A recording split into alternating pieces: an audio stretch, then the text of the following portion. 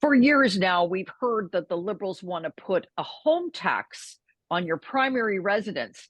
But is this something that Justin Trudeau actually is going to do? Hello, I'm Adrienne Batra. With me are Brian Lilley and Lorrie Goldstein. So, look, Brian, we're getting some word now that Justin Trudeau, just a few short weeks ago, had some, shall we say, clandestine meetings with a group that is a strong advocate for a home tax on your primary residence in Canada. Generation Squeeze, this organization is called.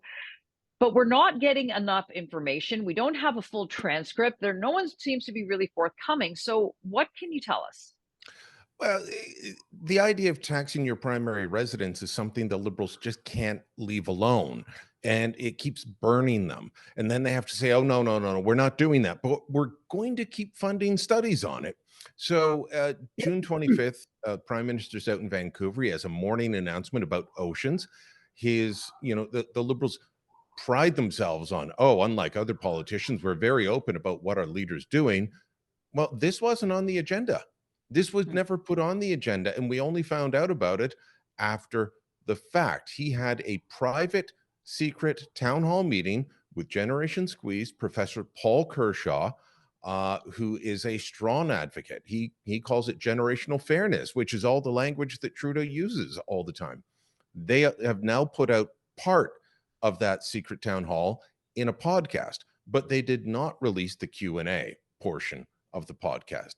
Now, Paul Kershaw, as I said, isn't just an advocate on this. He's someone that the Trudeau government has funded continually. Even the Public Health Agency of Canada funds this group for some reason that I don't understand. They're all about housing, and PHAC is funding them. Canada Mortgage and Housing is funding them. The government has funded Paul Kershaw to write a study on why there should be a home tax. And we know, I believe it was the 2019 election, there were a bunch of policy proposals put forward by various Liberal constituency associations. And the number one, or one of the top ones, was a primary residence home tax. And the longer you kept your home, the smaller the tax would be. But if you sold it within 2 years, you might pay a 15% tax and, things like that. So they keep coming back to this idea, and then they say they're not going to do it. I think they're looking at it again. I think that Trudeau's language lines up with it, and this is something that would be incredibly unpopular. Lorrie, they have this culture war mentality. The Liberals have had this the left does in general. And it's almost like they're trying to say, if you as a Canadian, you've worked hard, you saved, and you were able to buy a home in this country, and that's a millions of people, going back 25, 30, 40 years. I think of even my own parents. You now are somehow put into this category as the elite, the super rich, because you own your home in Canada. Your home is your biggest asset, best equity you have, frankly. A lot of people are going to hang on to that and use that for retirement. Now these guys want to come in and put a tax on it because they think that you are somehow in this top 110% of income earners in this country. Grossly unfair. As Brian says, they've tried this many times before. It seems to always come back and bite them in the you-know-what. Something seems different this time, though, Lorrie. I mean, Trudeau seems resolute in continuing to say we need the rich to pay their fair share. But this is, to me, a perfect opportunity for Poilievre and the Conservatives to, beat them away with it. Well, yeah, to me, look, I think what we're seeing is that part of the Liberal strategy, whoever is their leader going to the next election, is to set off a culture war. They obviously tried to do that with the increase in the capital gains tax beyond $250,000. We all heard the finance minister, Chrystia Freeland, talk about this dystopian nightmare of rich people getting their health care by flying in airplanes. And it's going to be Thunderdome if the Conservatives get elected. Or Soylent Green, and that flopped spectacularly. It didn't work because while they wanted like rich people to come out and go, oh, this is terrible, they didn't get that. They got small business people saying that, look, we don't have pensions. When we sell our business, that's our pension. You're taking that away from us. Doctors, What are you doing? Like we're private. We're private. We're paid by the public system. We don't have a government pension. We have to rely on the capital gains from all the savings we've made. Farmers, what are you doing? Like our family farm is so that totally blew up on them. But we have been hearing now. Look, why would they want to do principal residence? Because it's a cash cow. Mm-hmm. It every time you sell a home, you've got to pay a tax, a home that you paid for in after-tax dollars, and that you pay interest on when you get a mortgage. And now you want to tax that, and like the arrogance of these academics, right? I don't know about this guy, but I know about university professors. But well, it's generational fairness and blah blah. Yeah. You're at a university, you got tenure, you got a pension, you got a good job. You don't have to worry about what your kids are going to inherit and all that stuff. And it's this meanness, this like, what is the dream? You know this better than anybody else. What is the dream of immigrants who come to this country? It is to build a life for them. It is to get a home, right? Like immigrant families, you'll have 3 generations in one home. Right, so they can build up their resources, get a mortgage, use that mortgage to invest in a business. Incredibly successful people, and now you're saying to them, no, you have to pay.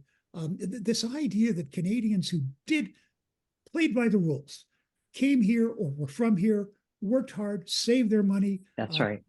Delayed gratification, did all those things, put themselves in a good position, where they're in a position to help others, where they're in a position that they disproportionately pay more taxes than others, because we have a progressive income tax system that everybody agrees with. The more you make, the more proportionally you pay, right? So you played by all the rules. And now these elite, they just come in and they go, oh, no, you've been very bad. You've been very selfish. You have to go to heck. Just go to heck.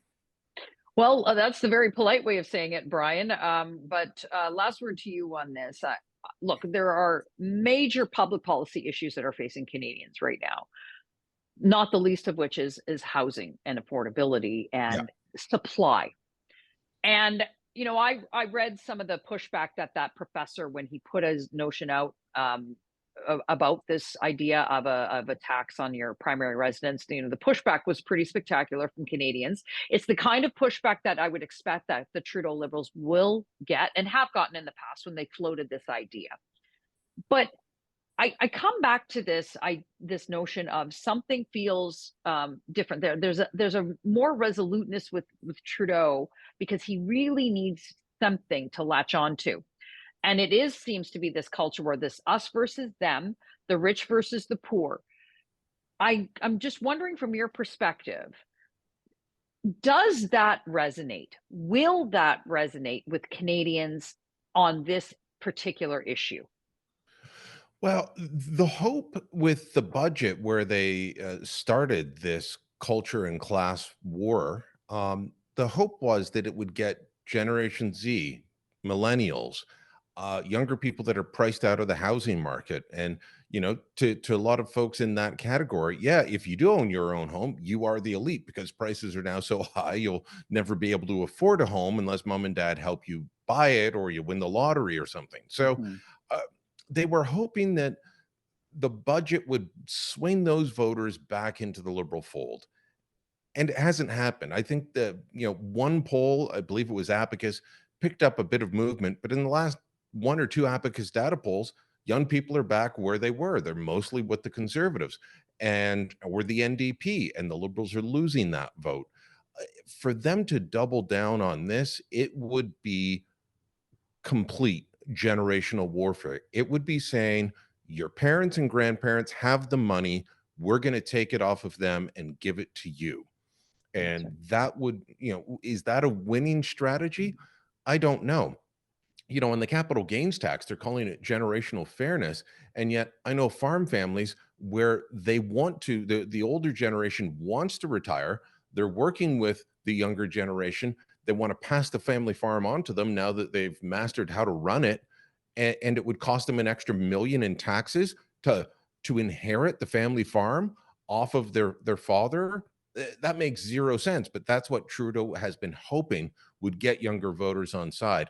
I'm not sure it's going to work. I'm not sure anything's going to work, but I won't put it past them that they will try this proposal once again.